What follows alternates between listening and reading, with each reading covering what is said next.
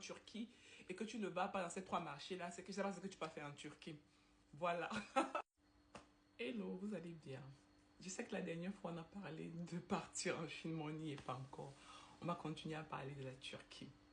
Alors, la Turquie offre dernièrement, en fait, la Turquie dernièrement a été un des piliers dans le domaine du textile parce que voilà, ça reste un secteur porteur qui détermine de belles opportunités dans, dans ce domaine-là.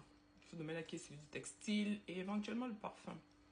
On ne dirait pas comme ça, mais franchement, la Turquie, en tout ce qui concerne création de parfums et tout ça dernièrement, senteur de maison, de voitures et tout ça là, la Turquie, ils sont au top. Et pour les entrepreneurs, et surtout dans le but d'exporter ça à l'international et d'en faire du business.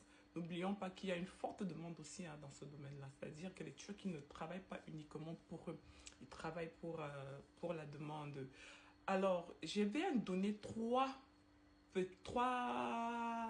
tips, trois marchés qui sont assez porteurs, qui sont incontournables dans ces domaines-là.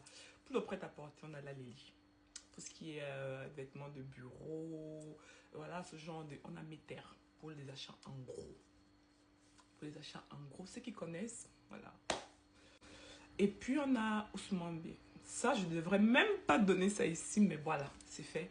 Ousmane B pour tout ce qui est vêtements de luxe avec les marques locales. Franchement, c'est un marché incontournable. Si tu vas en Turquie et que tu ne vas pas dans ces trois marchés-là, c'est que je sais pas ce que tu peux faire en Turquie.